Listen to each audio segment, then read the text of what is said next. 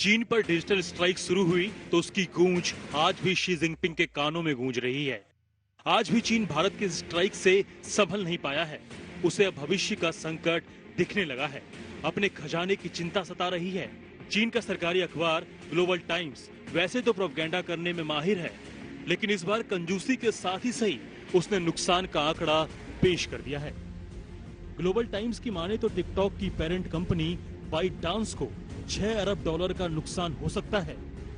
चीन की रुदाली शुरू हो चुकी है। उसके 59 ऐप पर भारत में प्रतिबंध के बाद उसे जोर का झटका लगा है।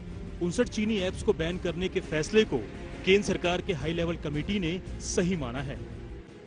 भारत अपनी सीमा पर आंख में आकर बात करना भी जानता है और भारत के लोगों की सुरक्षा के लिए भारत डिजिटल स्ट्राइक करना भी जानता है। यह है भारत का संकल्प और साहस, यह हमें समझना चाहिए। इतना ही नहीं, मोदी सरकार ने कई क्षेत्रों में चीन के लिए दरवाजे बंद करने शुरू किए तो चीन की ऐंठन ढीली पड़ने लगी। अब तो पूर्वी लद्दाख के एलएसपी पर तनाव को कम करने की बातें कर रहा है। ग्लोबल टाइम्स का दावा है कि भारत और चीन एलएसी पर तनाव कम करने पर सहमत हो गए हैं। दोनों देशों में चरणबद्ध तरीके से सैनिकों को हटाने पर सहमति बन गई है। भारत और चीन एलएसी पर स्थिति को शांतिपूर्ण बनाने के लिए प्रभावी उपाय करेंगे। ग्लोबल टाइम्स ने इसके पीछे कमांडर स्तर की बातचीत को आधार बताया है, लेकिन अब तक उसके इस दावे का सच सामने नहीं आ सका है। हालांकि सूत्रों की माने तो गलवान गोगरा हॉट स्प्रिंग पर बात तो बन गई है। 15 जून के संघर्ष वाले इलाके से भी पीछे हटने पर सहमति हो गई, लेकिन पेंगोंग सो और फिंगर 4 से 8 को लेकर टकराव बना हुआ है। 30 जून को एलएसी के इस पार चुशूल में दोनों मुल्कों में बातचीत हुई।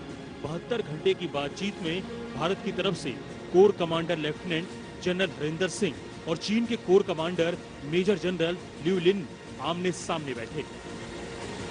भारत और चीन की सेनाओं के बातचीत के बाद फिर से ये निर्णय लिया गया है कि लाइन ऑफ एक्चुअल कंट्रोल पर स्थिति को नियंत्रण में लाने के लिए दोनों सेनाएं पीछे हटेंगी। हालांकि ये पहली बार नहीं है जब ऐसी बात बोली गई है। 22 जून की मीटिंग के बाद भी यही फैसला लिया गया था, लेकिन जमीन पर कुछ नहीं बदला। एक अहम फैसला जरूर लिया गया है कि 72 घंटे तक दोनों सेनाएं उन जगहों पर जहां पीछे हटने की बात की गई है वहां पर एक दूसरे पर निगरानी रखेंगे। हालांकि एक तरफ बातचीत तो दूसरी तरफ लद्दाख में एलएसी पर चीन ने अपनी सेना की 2 डिवीजन तैनात की है।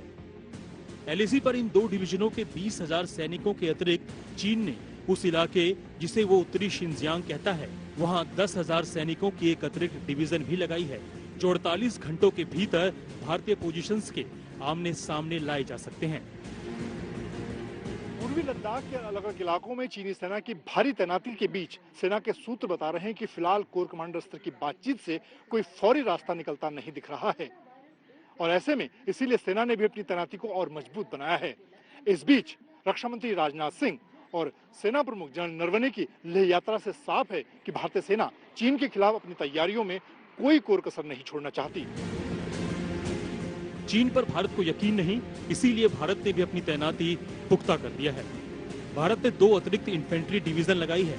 एक डिवीजन में 10 से 12,000 सैनिक होते हैं। भारत के टैंक और आर्म्ड रेजिमेंट्स एलएसी तक पहुंचाए गए हैं।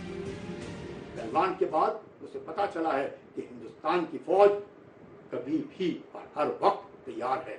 अगर गोली नहीं चली तो गर्दन मरोड़ करके भी रख देंगे। ये जो डेटरेंस है ये बहुत जरूरी है। चीन अपनी कार्रवाई करता है, हमने अपनी कार्रवाई करते रहनी चाहिए कि ढिलाई बिल्कुल भी नहीं होनी चाहिए। We must keep a powder dry. चीन की हर चाल पर भारत की पैनी नजर है। आर्थिक दंड मिलने के बाद चीन को भारी चोट लगी है, लेकिन हो सकता है इससे निपटने के लिए चीन कोई गेम प्लान बना रहा हो। यही वजह है कि ड्रैगन के खिलाफ एक एक कदम फूक फूक कर रखने की जरूरत है। दिल्ली से मंजीत नेगी के साथ अभिषेक भल्ला, लेह आज तक। नमस्कार, मैं हूं अंजना ओम कश्यप। हमें उम्मीद है ये वीडियो आपको पसंद आया होगा। लेटेस्ट खबरों के लिए यूं ही देखते रहिए आज तक और इस वीडियो के पसंद आने पर लाइक, शेयर एंड सब्सक्राइब करना ना भूलें।